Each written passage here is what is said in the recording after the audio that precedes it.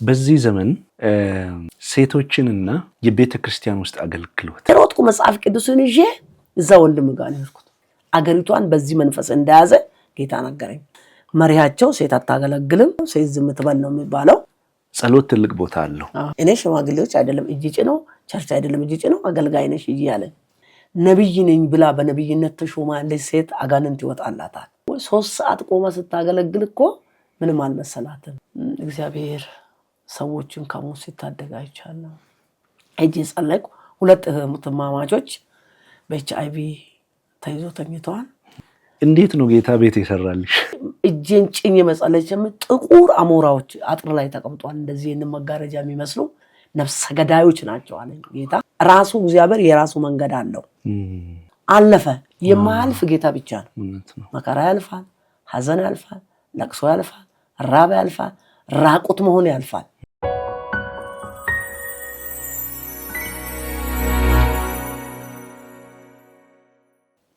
እኔ አልሄድም። ለምንድን ነው የምሄደው? ከበላ በኋላ ወደ ዳሪ ነው የሚቀየረውና አልሄድም አልኳቸው። ጌታ ቃል ሰጠኝ። ውጭ ብዬ ማለት የሰጠኝ ቃል እንዲህ የምለው በመዝሙረ ዳዊት በቅንፍ 91 ላይ በልዑል መጠጊያ የሚኖር ሁሉም በሚችል አምላክ ጥላ ውስጥ ያድራል፣ አንተ መተማመኛዬ ነው እያለ መጣና በመከራ ቀን ከሱ ጋር እሆናለሁ፣ ረጅም ዕድሜ እሰጠዋለሁ፣ አከብረዋለሁ። ከዛ እየሮጥኩ መጽሐፍ ቅዱስን ይዤ እዛ ወንድም ጋር ነው ያልኩት። የት ነው ይሄ ቃል ያለው ስለው ሰጠኝ። በቃ ተቀመጥኩበት። እስከ ዛሬ ድረስ አልወረድኩም። ከዛ ቃል ያዘኝ ቃል ጨምሮ ያንስ ሰጠኝ። ማገለግል እርግጠኛ ነኝ። ጌታ መልእክት ይነግረኛል። መስሙን መጥራትም ባልፈልግ አንድ ጠንቋይ በዛ አገር ላይ ጄኔሬተር ተክሎ ግቢ ሰርቶ ብዙ ነገር አድርጎ እንደሚያመልክ አገሪቷን በዚህ መንፈስ እንደያዘ ጌታ ነገረኝ። እና ግርማ ይባላል፣ ግርማ አበራ ይባላል። ለሱ ነግሯለሁ። ተማሪ ነው ይሄ ሰውዬ፣ እኛ ሀገር ነው ያለው አለ። አብረን ነው የምንጸልየው። ስለዚህ ምን መሆን አለበት? በቃ እንጸልያለን ምናምን አለ። ለመጀመሪያ ጊዜ ቤት ለቤት ላይ ሄጄ አገለግላለሁ። አሁንም ይሄ ጸጋ እንደው ትልቅ ጉባኤ ሄጄ ከሚያገለግል ቤት ለቤት ሄጄ ለወደቁ ሰዎች ብጸልይ በኃይል ውስጥ ያለ ለምን የወደቁትን የማይሰው ስለሌለ ማለት ነው። እግዚአብሔር ቢረዳኝ በጣም ይባርከኛል። እናቶች አሉ፣ አባቶች አሉ፣ ህፃናቶች አሉ። ድሮ ሲያገለግሉ የነበሩ ይተጣሉ አሉ። ወደዛ ነው የሚሄደው ብዙ ጊዜ ያኔና ከዛ እነዚህ ልጆች ይገቡና ለመጀመሪያ ጊዜ መድረክ ላይ ቆሜ ያገለገልኩበት ነገር ነው። ከዛ ኮንቼ ይባላልና ሀገሩ ሙኔሳ ወረዳ ውስጥ ነውና እዛ ሄዶ አንዲት እህት አለች እንደዚህ የምታገለግል አረጋሽ የምትባል ብሎ ነጋሽ ጣፋ ለሚባል ሰው ይነግሩታል። ያ ነጋሽ ጣፋ ሰብሳቢ ነው፣ ቤተክርስቲያን ሰብሳቢ። ጌታ ይባርከው፣ ዘመኑ ይባረክ። ሳላመሰግነው ማላልፍ ሰው ነው። ተነስተን እኔ ብቻ አይደለም የሄድኩት፣ በሙሉ የሚጸልዩ የጸሎቱ ቲም ሄደ። 16 ሰው ሆነ። በእግር ነው 6 ሰዓት ነው የሚያስኬደው። ሄድን፣ እየዘመርን ቀውጥ እያደረግን ሄድን። ስንሄድ አዳር ፕሮግራም ተዘጋጅቷል። አዳር ፕሮግራም ላይ አገለግልኩ። ለአብርሃም አምላክ ተለይ በመላ አገለግልኩ። የመጀመሪያ ጊዜ አገለገልኩ። አዳር ፕሮግራም በማግስቱ ሄጄ አርብ ነው ቅዳሜና እሁድ ሙሉ ወንጌል ኮንቼላ አገለገልኩ። የመጀመሪያ ጊዜ መሪዎችን እነ ቦሻን በዛ ሰዓት የነበሩ መሪዎች ስማቸውን በጣፋብኝ ጌታ ይባርካቸው ስፍራ ሰጡኝ። ምክንያቱም ሴት አታገለግልም የሚል ነበር መሪያቸው። ሴት አታገለግልም፣ ሴት ዝም ትበል ነው የሚባለው። አገለገልኩ። የሚገርም ነገር መጽሐፍ ቅዱስ የማያነቡ እህቶች ያነቡ ነበር፣ ወንድሞች ያነቡ ነበር፣ አጋንንት ይወጣ ነበር፣ ታላላቅ ስራዎች ይሰሩ ነበር። እዛ አልተመለስኩም። እዛ አገለገልኩ። ያ ነጋሽ ጣፋ የሚባል ቤት የተቀምጠሽ ነው የምታገለግያው። እኔ ሽማግሌዎች አይደለም እጅ ጭነው ቸርች አይደለም እጅ ጭነው አገልጋይ ነሽ እያለ በራሱ ጊዜ ነው እኔ ጌታ ያስከደኝ። እዛ ሆንኩኝ 3 ወር ነው ምናምን። ኮንቼ፣ ቀርሳ፣ አሼ፣ ድልቡን ይሄ በየሰፈሩ ያለው ጉንጉማን እነዚህን አገሮች ሁሉ እዛ ሰውዬ ጋር ቁጭ ብዬ ማገልገል ጀመርኩ። አገልግዬ ምን ሆነ መሰለ፣ ወደ ግራም ወደ ቀኝ አትበል የምለውን ጉንጉማ ላይ አገለገልኩ። ሙሉ ወንጌል ላይ የሚገርም የእግዚአብሔር ጣት ነበረ፣ የሚገርም የእግዚአብሔር እጅ ነበረ። ነብይ ነኝ ብላ በነብይነት ተሾማ ያለች ሴት አጋንንት ይወጣላታል። እያገለገልኩ እያለ ጮሃል መንፈሱ። የሚገርም ነገር እንደዚህ አይደለም። ቲሙ ከኔ ጋር ተመልሶ ሄደ። እኔና አንድ ጓደኛ አብረን ቀረን። በቃ እኔ ቀጠልኩ ማለት ወደ በቆጂ አልተመለስኩም። የሚገርም ነገር እዛ ጉምጉማ ይሄ ሲሆን አጋንንት ወጣ ነበርና አጋንንቶች ወጡ። እኛ አገልግለን የሚገርም ነገር ቸርች ላይ የሚሰጠው ብር ወይ 50 ብር ነው በዛን ሰዓት። እግዚአብሔር ይባረክ። በእግራችን ከስንት ጊዜ በኋላ ወደ በቆጂ ተመለስን። አዳረስ ነገር ሙኒሳን አዳርሰን ኤጎ አዳርሰን ከገባ በኋላ ሙኒሳ ወረዳ ላይ ፊልዲያ ቤተክርስቲያን የምትባል እዛ ጠርቶኝ ሄድኩኝ። እዛ አገለገልኩኝ። እዛ አገልግዬ ሳምንት ንጉሴ ሮባ ይመጣል አሉ። ንጉሴ ሮባ በጣም ነው የምወደው። ጌታ ይባርከው። አባቴ ነው ያስተማረኝ ያገለገለኝ። ይሄን የህይወት ጥንካሬ ከሱ ነው የተማርኩት። እኔ ንጉሴ በነበረበት በቆጂ ላይ በሚያገለግልበት በነበረበት ጌታ ማግኘት የታደልኩ ሰው። በጣም በሚገርመው ሁኔታ እኔም ንጉሴ ሮባ እጅ ነው ቅድም እንደነገርኩሽ ጌታን የተቀበልኩትና በጣም አላቅም። እሱ የሚመጣ ሰሞን መሰለኝ ቤት እና የሆነች ጎጆ ቤት ነበረችኝና እዛ አባቴ ግቢ ውስጥ በማላውቅ ሁኔታ ዝም እጄን አንስቼ ምን ብዬ እንደሚጸልይ አላቅም ጸልያለሁ። ከዛ በነጋታው ይሁን በሳምንቱ አላቅም አሁን አላስታውስም ወደ ኮንፈረንሱ ሄድኩኝ። በቃ እሱ እጅ ጌታን ተቀበልኩ እና አስታውሳለሁ ብዙ ሰዎች ናቸው ጌታን የተቀበሉት በዛ ሰዓት። ግን እኔ ላይ እጅ ጭኖ ጸለየ። ለሌላ ሰው አልጸለየም። እኔ ላይ እጅ ጭኖ ጸለየ። ከዛ መጨረሻ ላይ ወደ ክፍል ምናምን ሄድን እና ከሰዓት በቃ ይሄ ማላቀው ጸሎት ወረደብኝ። ከሰዓት መጸለይ ጀመርኩ እና የሚገርም የእግዚአብሔር ነገር ያለበት ሰው ነው። በጣም ነው የምንወድህ በዚህ አጋጣሚ። ስለዚህ አንድ ቀን ሚዲያችን ላይ ደግሞ እናቀርብሃለን። እንወድሃለን። እሺ ሐዋርያ ንጉሴ በጣም ነው የምወድህ፣ በጣም ነው የማከብርህ። አባቴ ነህ። ብዙ እምነት ካንተ ወስጄ ነው በህይወቴ ላይ ያሰራሁትና ጌታ ይባርክ። በዚህ እልሃለሁ። ያው መጥቼ ገባሁ አልኩ። እንግዲህ አገልግዬ መጥቼ ገባ ማገልገል ጀመርኩኝ። እየቀጠልኩ ሄድኩኝ። ሐዋርያን ይመጣል ስሉኝ እዛ ፊልዲያ ቤተክርስቲያን ቀረሁኝ። የሱም ፕሮግራም ከእውነት ከልቤ ነው የምወደው። እኔ እንደው ሌላ ሰው ከሚመክረኝ እሱ በጥፊ ቢመታኝ ይሻለኛል። የቱ ጋር እንደሚመታ ያውቃልና ጠበኩ። ከዛ ኑና ጸልዩ ተባለ። የሆነ ቸርች ላይ ቻሌንጆች ነበሩና የሚጸልይ ይጠፋል። እዛ ፊልዲያ ቤተክርስቲያን ላይ ነይና ጸልይ አለኝ። ወጣው ጸለይኩ። የሚገርም ጊዜ ሆነ። ከዛ አንድ ቶላ የሚባል ከአርሲ ነገሌ ይመጣና እቺ እህት የት ነው ያለችው? እንዲህ አይነት የሚጸልይ ሰው አለ እንዴ ከሴቶች ብሎ ቶላ ይጠይቃቸዋል። እዛ ጉንጉማ ያገለገልኳቸው ሰዎች 3 ሰዓት ቆማ ስታገለግል እኮ ምንም አልመሰላትም። ስለ ኢያሱ የተነተነችው መተንተን ቀላል አይደለም። ያኔ ስልክ የለም። አርሲ ነገሌ ላይ ህይወት ብርሃን መተሽ እንድታገለግይ ብሎ ጠራኝ። በዚህ ቀን ብሎ ቀን ይዘው አገሩን አላውቅም ወዴት እንደሚሄድ አላውቅም። አንድ እህት አብረን እንሂድ ስላት አልሄድም እኔ እዛ አገር ሰው ይደበድባሉ ስትለኝ ይሄ ከአንቺ ጋር አልተጠራሁም ብዬ ሄድኩኝ። ቀጠልኩ። አርሲ ነገሌ ላይ ማገልገል በብዙ ቦታዎች እየሄድኩ ማገልገል ጀመርኩ። ቀርሳ ኢላላ፣ ሻሸመኔ፣ ቃለ ሕይወት ማገልገል ጀመርኩ። አገልግሎቴ እየቀጠለ ሄደ። ይሄ ኦሮሚያ ክልል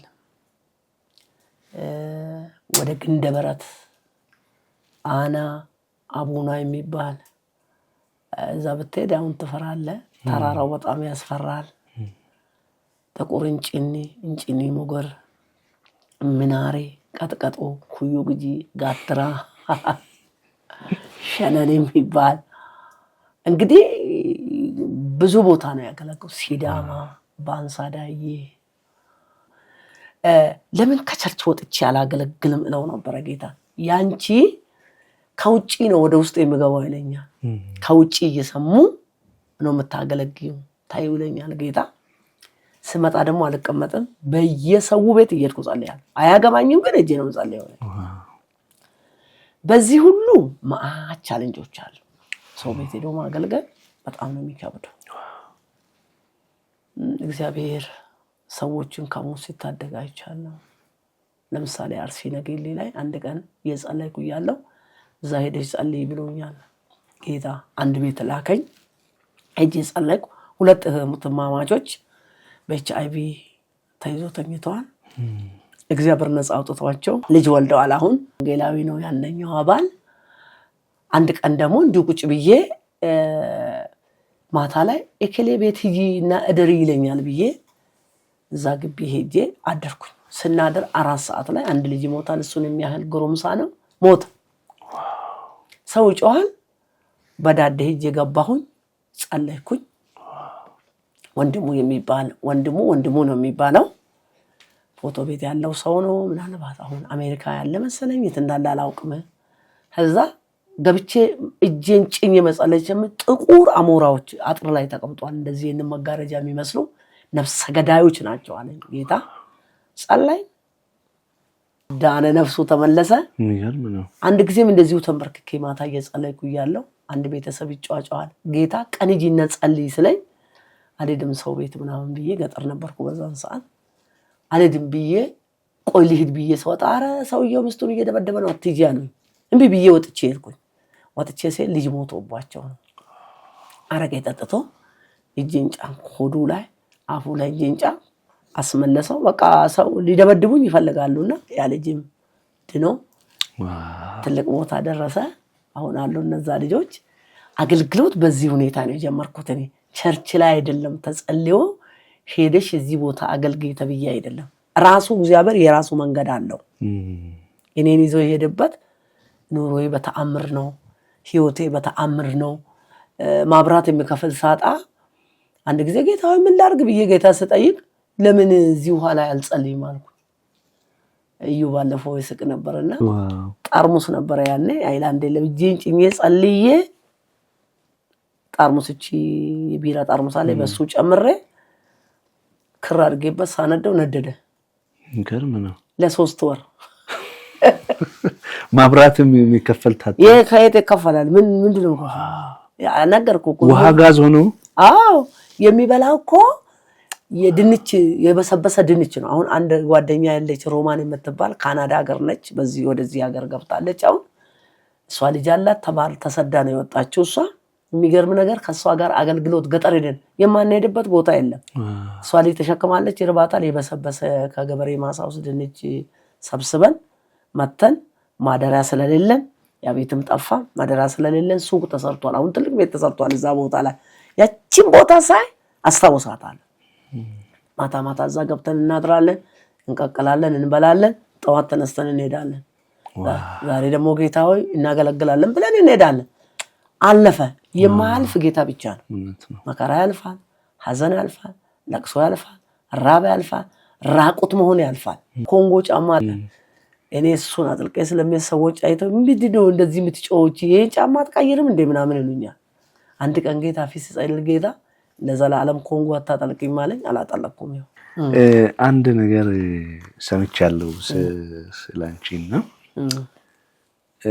እንግዲህ በአገልግሎትሽም እግዚአብሔር እንግዲህ እንደነገርሽኝ ትልልቅ ታምራቶችን ያደርጋል። እስከ አሁንም ለሌሎችም እምነት ይሆን ዘንድ እስቲ እንዴት ነው ጌታ ቤት ይሰራልሽ? ጌታ ያ ቦታ ክርክር አለበት። ኦኬ ለ3 ዓመት ነው ለምናምን ተከራከረ ያለው።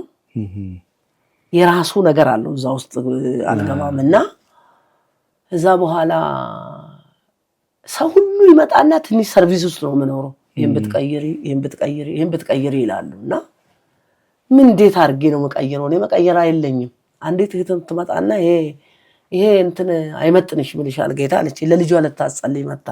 ዛሬ ጋዲሴ ስታለች እጂ ልጅ ጤና የላትም እንዴት ትለኛለች ብዬ ለራሴ ደመደምኩ። ከዛ አንድ ቀን አልጋለችኝ። ስቀመጥባትም ታወራለች፣ ስተዋትም ታወራለች።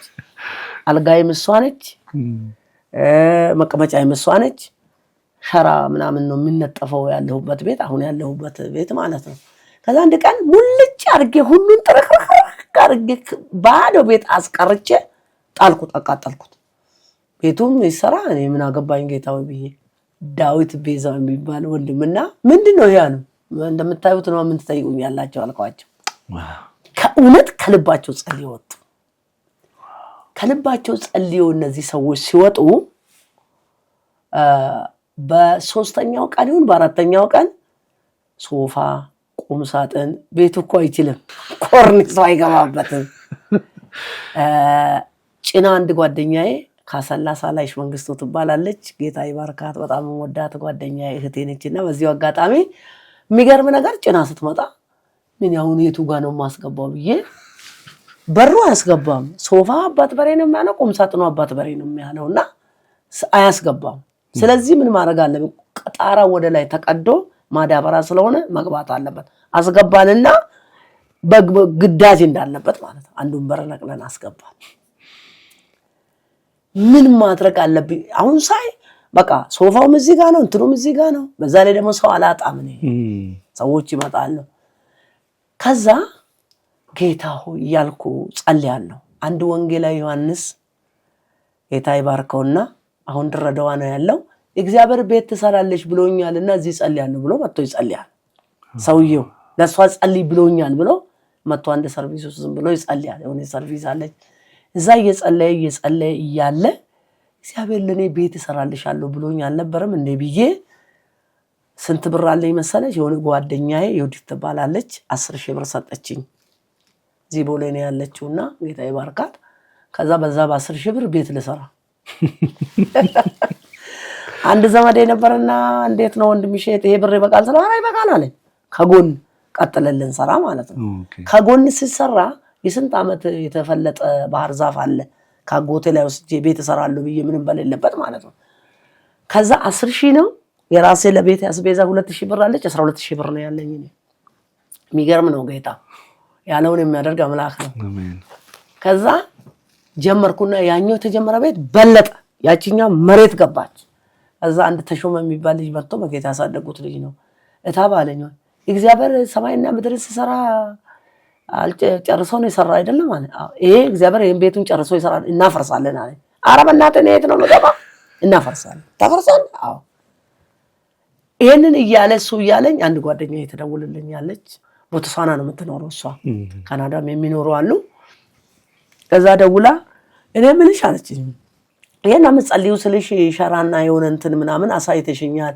ቤት ይሰራልሽ ወይስ ቸርቹ ይሰራልሽ አለች እኔ ቸርች አልፈልግም ቸርች ከሰራሽልኝ ከቸርቹ በኋላ ቤቱን የኛም ብር ነው የሰራችበት በእኛ ብር ነው ስለምል ሰው ቢመጣ ቤቱን እፈልጋለሁ አልኳት እሺ ይሰራልሻለሁ ይሰራል አለችኝ ይሰራል ብላ ጀመረች ተጀመረ ኮቪድ ገባ ሰው የሚበላ የለም የሚጠጣ የለም ያ ኮቪድ ቢቆይ ኖሮ እኔ በጣም ሀብታም ነው ሆኖ ማለት እነዚህ አላውቃቸው ቀይ ሆኑ ጥቁር ሆኑ አላውቅም እዚህ ወደ ላፍቶ አንድ ልጅ ነበረች እሷ ነች ያስተዋወቀችን እኔ ዛሬት እንደገባች አላውቅም ቤቱ ተጀመረ የጀመርኩትን ቤት አሳየኋት አንድ ቀን ለሊት ሙሉ አደርኩ በቃ ምክንያቱም ቤቱ ፈርሷል መገባበት የለም ከልጆቼ ጋር እዛ ሰርቪስ ውስጥ ገብቻለሁ መንቀሳቀሻ የለም እሳት ቢነሳብህ እንኳን አጋጣሚ የትም እንደምትሄድልን አንድ አልጋ ላይ 4 ምናምን ሆነን ነው ምንተኛውና ምንም ነገር የለም ያቺው አልጋ መተንቋቋ ካዛ ትንሽ የተሻለ አልጋ አለው እሱም ሌላ ተአምር አለውና ከዛ ለሊቱን ሲጨነቃ ነጋብኝ ለልጆቹ ልጄ ይሄን እንዲ ነው ብለው ለምን ጀመርሽ ይለኛል የሚረዳይ ወንድም የለም ለእነሱ ጋር ቢደውል ለምን ጀመርሽ ይሉኛል እነሱ ከዛ ሲጸልይ ያደርኩ አንዴ ሲመዘግባለሁ አንዴ ይሄን ያህል ብር ላለው አንዷ ደወለችልኝና ከነዛ ቤት ጀምረሻል ብላ አለም ምናምን ነግራኛለች ምናምን ስትለኝ አዎ አልኳት ምንድነው ስትጨነቀኝ ነው ያደርሽው ስትለኝ አዎ ሲጨነቅ ነው ያደርኩት ምን አረጋለሁ አልኳት ከዛ እስቲ ሞባይልሽን ያለች ሞባይሌን ሳይ 300,000 ብር አለበት ፌንት ነቀልኩ እኔ 300 ቅጠል ነው እንጂ ማውቀው 300,000 ብር አላውቅም ይገርም ነው በዚህ አጋጣሚ የሚገርም ነገር አንድ ጊዜ ሳሪስ ለማገልገል መጥቼ ሰውየው ትራንስፖርት ሰጠኝና ለመኪና ካፍሎ $300-400 ሰጠኝ አንድ እስክንድር የሚባል ወንድም ከኔ ጋር አለ። ጌታ ይባርከው ዘመኑ ይባረክ ያል ብያለሁ። በጣም የምወደው ወንድም ነው፣ ብዙ የረዳኝ እና ከሱ ጋር ነው ያለሁት። ከሱ ጋር አለሁና አንተ እስክንድር አልኩት። ያለ ሰውዬው ወረቀት ሰጠኝ አልኩት። የምን ወረቀት? እኔ ዶላር አላውቅም። የታውቃለሁ እኔ ዶላር አባቴ ቆጥሯል። ሳየው ዶላር ነው። ይሄ እኮ ይዘረዘራል ብሎ ይዞ ወስዶ ከመኪናው ሳንቲሙን ተቀብሎ ይዞ 25,000 ብር ነው ምናምን ይዘረዘራልኝ። ያ ወንድም ጌታ ይባርከውና ዶላር ነው ብሎ ነገረኝ። እኔ አላውቅ። ከዛ ፌንት ነቀልኩ። ሰውነቴ ሁሉ ተንቀጠቀጠ። ደነገጥኩኝ። ይሄ ቤት አሁን ይሰራል ያልኩት ወገቤ እየጠነከረ መጣ። ከዛ ገረጋንቲ ያስገለበጥኩ። ምን አይነት እምነት ነበረኝ መሰለህ? ጠጠር ወስጄ መንገድ ላይ ያለውን ጠጠር ቆጥረና 1,000 ብር 10,000 ብር አረጋለሁ። ጠጠሩን ቆጥሬ ከዛ የሆነ ቦርሳ አለችኝ እዛ ውስጥ ነው የምጨምረው። እሱ ወደ ብር ይለወጣል። ብዙ ጊዜ አይቻለሁ። በእውነት በእግዚአብሔር ፊት ነው። ይሄን ያህል ብር አለኝ እላለሁ። እና ከዛ ደግሞ መሸነፍም አልፈልግም። ችግሬን ለሰው መናገር አልፈልግም። ውስጤን መግለጥ አልፈልግም። ከዛ በማግስቱ ገረጋንቲ ያስገለበጥኩ፣ አሻዋ አስገለበጥኩ። እግዚአብሔር ይመስገን እየሰራው ሲሄድ ውስጡ ሊሾ ለማድረግ ጠጠር ይጎለኛል። ብሩ እየበዛ ሄዳ የሚወጣ ሲሚንቶ። ለምንድን ነው መሰለ በዛ በኮቪድ ዘመን ቢኖር ነው እስካሁን ድረስ ሀብታም ይሆናለሁ የምለው። ከየት ቦታ ጭኖ የሚያመጡት ምንም ሳልሸገር ምንም ሳልጨነቅ ኮቪድ አለ ሳልል የለም። እኔ እንደ ኮቪድ እንዳለም አላውቅም። ለምን ጌታ ከዛ በፊት ምድርቷ ላይ እንዲህ አይነት ነገር እንደመጣ ነግሮኛል። ከዛ ወንጌላዊ ዮሐንስ ከሚባል ጋር እንጸልያ የማናውቅ በሽታ ነው። ምንድነው ወገቤን እንደዚህ ይዤ ይሄ በሽታ እዳሪ መሬት ላይ ስለቆምኩ እኔን አይነካኝም እላለሁ። አገር ሁሉ ይወርቃል፣ ባህር ዛፍ ይወርቃል፣ ፍጥረት ሁሉ ይወርቃል። የሚገርም እኔ ሰዎችን ነው ለካ ማያሳየኝ እግዚአብሔር። እና ድሮ ጫካ ወርጄ ጽድ ሁሉ ሰብካለሁ። እናንተ ዛሬ ሰው ናችሁ በቃ ስሙ የእግዚአብሔርን ቃል እያልኩ እንዳይብድ ወዳና ወዲህ ምንድነው ምናምን ብዬ ትልቅ በሽታ በምድር ላይ ሊመጣ ይችላል አለኛ ወንጌላዊ ከኔ የተሻለ ነውና ምንም የሚጎለኝ የለም። በዛን ሰዓት ምንም የሚበላ ነገር ለሰው ተርፌ ሰጣለሁ እንጂ የሚጎለኝ የለም። ተራመጡልኛልና ከዛ አንድ ሰው ደስ አለው። ቤት ሰራው እዛውኛ ከተማ ቢፍቱ ይባላል። ጌታ ይባርከውና መጥቶ አረከሽ ቤት እየሰራሽ ነው አለኝ። አንድ ሰው አገኘው ከበቆጂ ማለት አዎ ስለው ምንድነው ታዲያ ከልጁ ጋር የምታወሪ ምናምን ስለኝ ገረጋንቲ በገረጋንቲ አልሰራም ይሸሻል ይሰነጣጠቅብሻል እያለኝ ነው። ምን አጣሻል? ጠጣ። አረ የተቆረጠ ጠጠር አለ ምን ችግር አለ? እኔ ሰውዬው እኮ ቤቱን ሊሰራ ነው ለራሱ ሊሰራ ጭኖ አንድ ባጆ አመጣል። ይገርም ነው። ሰራዋ ለኔ ቪላ ቤት ነው 400,000 ብር የፈጀ ቤት 400 ምናምን ሺህ ብር የፈጀ ቤት ሰራው። ሶፋዬን በትክክል ተቀመጠ። ቤቱ ሲሰራ ሙሉ የቤት ዕቃውን አስገባገ። ውድ ተመልካቾቻችን በጣም የሚገርም ድንቅ ጊዜ እያሳለፍን ነው እና አሁንም ቆይታችሁ ከኛ ጋር ይሁን። ጥቂት ጥያቄዎች አሉኝ። እስከ አሁን በነገርሽኝ የህይወት ምስክርነትሽ ውስጥ ጸሎት ትልቅ ቦታ አለው እና ጸሎት ላንቺ ምንድነው? ለሌሎችስ ምን መልእክት ታስተላልፊያለሽ? ህይወቴ ነው፣ መንገዴ ነው፣ ጉልበቴ ነው። የእግዚአብሔር ቃል ራስ ነው። ያለዚህ ራስ መንቀሳቀስ ይቻላል?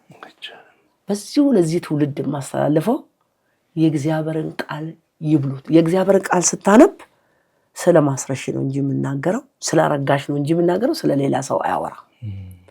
ከዛ የምናወጣው ነገር አለ። ጸሎት እርምጃዬ ነው። ጸሎት ህይወቴ ነው። ጸሎት እስትንፋሴ ነው። ጸሎት አቅሜ ነው። ከዚህ በላይ ማለት እችላለሁ ስለ ጸሎት ማለት ነው። ጸሎት የራቀውን የሚያቀርብ ነው። ጸሎት ከእግዚአብሔር ጋር ዳይሬክት የምንገናኝበት ነው። እንትና ጸልዮ ከእንትና ጋር አይደለም፣ በእንትና በኩል አይደለም። እኔ በራሱ እግዚአብሔርን ማነጋገር እፈልጋለሁ። ይሄ ማለት ሰው ሳይጸልይ ለኔ ነገር ይሆናል ይሳካል እከሌ ስለጸለየልኝ ማለት አንተ ራስህን ታመ እኔ ፓራስተሞል ስውጥልህ። ይሄ ነው አሁን ያለንበት ትውልድ ማለት። የምትታመመው አንተ ወይ ደግሞ የምትታመመው እኔ ነኝ፣ አንተም ፓራስተሞል ዋጥልኝ ማለት ነው። ምክንያቱም ፈውስ ነው ጸሎት። ሰው ከጸለየ ከእግዚአብሔር ጋር ነው የሚታከከው። ንክኪ ያለው ከእግዚአብሔር ጋር መለኮት ከሆነ ህሊዮት ከሆነ አዳኝ ከሆነ ከሱ ጋር መነካካት ማለት ነው። እኔ ጸሎት ከጌታ ጋር መነካካት፣ ከጌታ ጋር ማውራት እስትንፋሴ ነው ጸሎት። ያለ ጸሎት መኖር አልችልም። ማንም መቅረት ይችላል። እኔ እውነቴን ነው የምልህ። ጸሎት ካቆም ከእግዚአብሔር ተለየው ማለት ነው። እግዚአብሔር አታስፈልገኝም ማለት ነው። ምክንያቱም እግዚአብሔር የሚመጣበት መሰዊያ ቦታ አለው። ሰውን ፍለጋ የሚመጣበት ለምንድነው? ሰው የሚገኝበት ቦታ ነው እግዚአብሔር የሚሄደው። እኔ ገባ ውስጥ እየሄድኩ የትሙኝ ካፌው የትሙኝ እግዚአብሔር ከኔ ጋር ነው ማለት ለመድፈር ትንሽ ይከብደኛል። መሰዊያ ላይ ነው ጌታ የሚመጣው። ቢገልህም መሰዊያ ላይ፣ ቢያኖርህም መሰዊያ ላይ፣ ቢባርክም መሰዊያ ላይ። ስንነጋገር እኮ እኔ ከጠቅላይ ሚኒስትር ጋር አይደለም ከሰማያት ከወረደ ከጌታ ጋር ነው የምነጋገረው። ጸሎት ማለት እኮ የእግዚአብሔርን በር የእግዚአብሔር ፍቃድ የሚመጣበት ጌታ ኢየሱስ ክርስቶስ እንዲህ አለ። ምን ብለን እንጸልይ? ዮሐንስ ደቀ መዛሙርቶች እኔን ብሎ ይጸልያሉ። እኛ ምን እንበላል? በሰማይ የምትኖር አባታችን ስምህ ይቀደስ። የት? በእኛ መካከል። ከዛስ መንግስት ትምጣ፣ ሁሉን የምትገዛ መንግስት። ከዛ በሰማይ የነበረ ፍቃድ በምድር ትሁን። ከዛስ የዕለት እንጀራችንን ስጠን በሉን። እንዲህ ብላችሁ ጸልዩ። መዝጋም አይደለም መክፈቻም አይደለም፣ መጸለይ ያለበት ነው። ምክንያቱም ጌታ ኢየሱስ ክርስቶስ ወደ ተራራ ወጥቶ ከጸለየ እኔ ማልጸልይበት ምንም ምክንያት አለ? ጸሎት አገር ይቀይራል።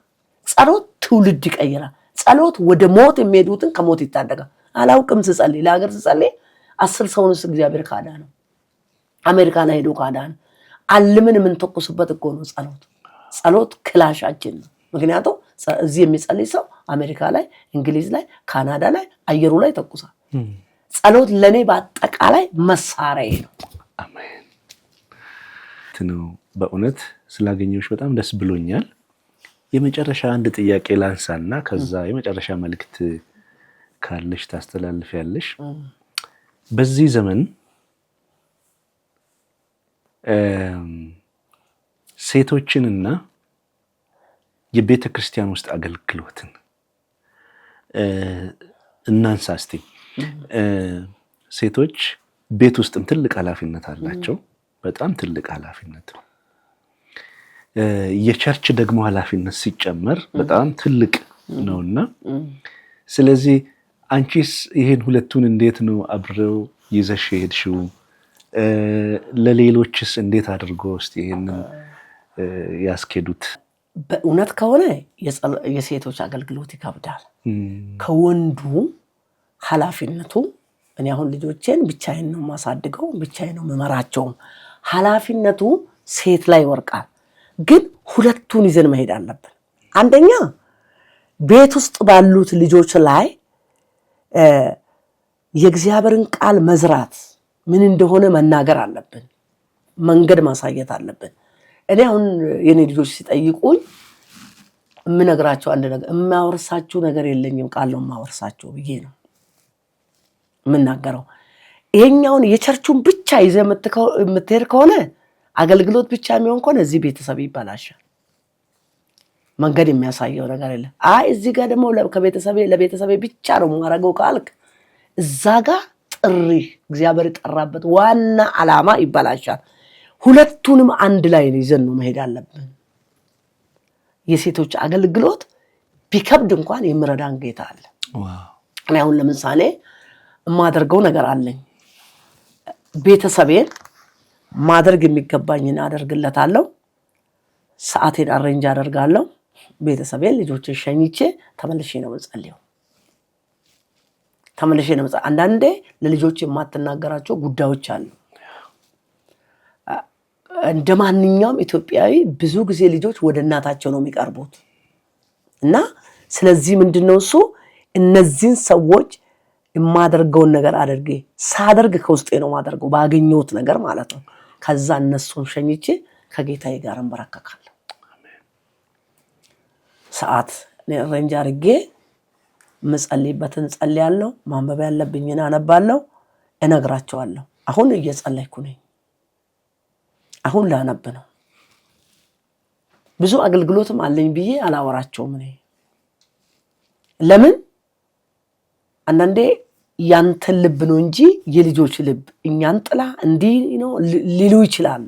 እጠነቀቃለሁ በዛ ጉዳይ ላይ እና ምንድነው ማረጋው እያነበብኩ ሲመጡ እንደማንኛውም እናት ተነስቼ ምግባቸው ሰጥቼ ማረጋው ነገር አድርጌ ምንድነው አሁን ረጅም ሰዓታችን የሚበላ በአንዳንድ ጉዳዮች ነው በተለይ እህቶች ረጅም ሰዓት እንጨርሳለን እኛ ግማሹ በመታጠብ ይጨርሳል ግማሹ የሆነ ነገር በማውራት ይጨርሳል ግማሹ የሆነ ነገር ነው በማድረግ የሚጨርስ ግን ሰዓቶቻቸውን በትክክል መጠቀም ከቻሉ በጣም ቀላል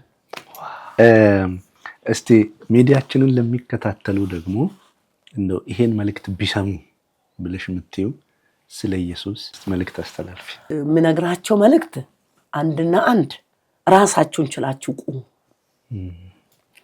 ምክንያቱም ሰው በጌታ ራሱን መቻል አለበት ማደግ አለበት እንዴት ነው ማድረው በእግዚአብሔር ቃል በጸሎት እንዴት ነው ማድረው ጥሩ የእግዚአብሔር ነገር ካለባቸው ሰዎች ጋር ዋሉ ምክንያቱም ሰው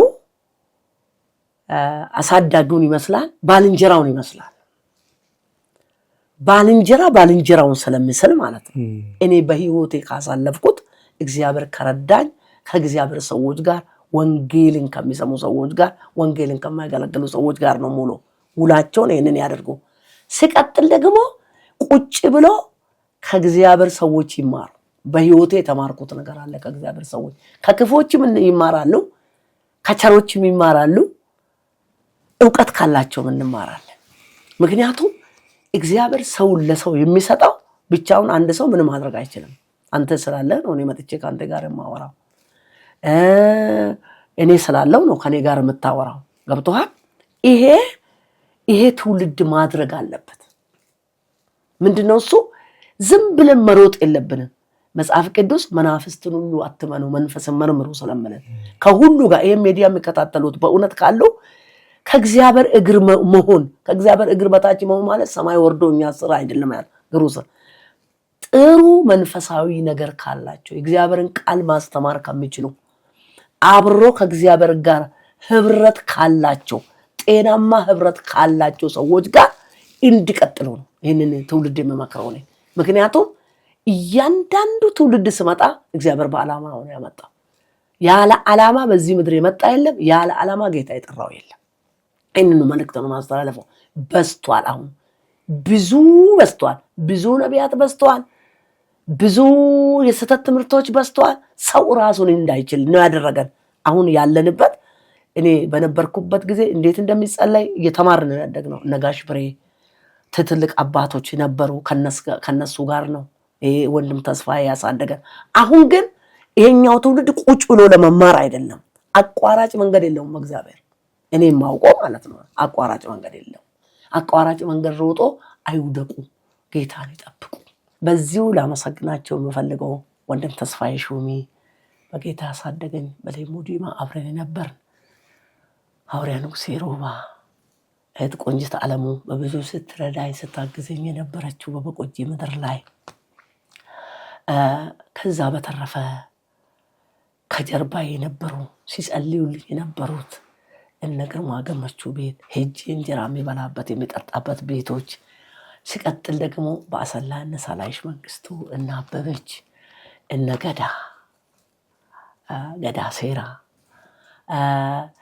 እነ አይናለም በጣም ብዙ ላመሰግናቸው የሚገባ በጣም አመሰግናቸዋለሁ ጌታ ይባርካቸው ሌላው የአርሲ ነገሌ ህዝብ በእውነት እዛኔ ያደግኩት ተቀብለው ቦታ ሰጥተው እነ በጀነ ረጋሳ እነ ገላና እነ አሰለፍ እነ ተስፋዬ የአርሲ ነገሌን ስንቱን አንልም እነ በየነ ማኔሞ እንዳትቀየሙኝ ያላመሰገንኳችሁ በጣም ጌታ ይባርካችሁ በሰፊ ጌታ እድሉ ሲሰጠን እባርካቸዋለሁ ተባረኩ አመሰግናቸዋለሁ እግዚአብሔር አምላክ አብዝቶ ይባርክሽ ውድ ጊዜሽን ሰውተሽ ከኛ ጋር ስለቆየሽ በጣም እናመሰግናለን እግዚአብሔር አምላክ ይባርክሽ ውድ ተመልካቾቻችን የዛሬውን ፕሮግራም ጨርሰናል ሳምንት ከሌላ እንግዳ ጋር እስክንገናኝ ድረስ ቸር ሰንብቱ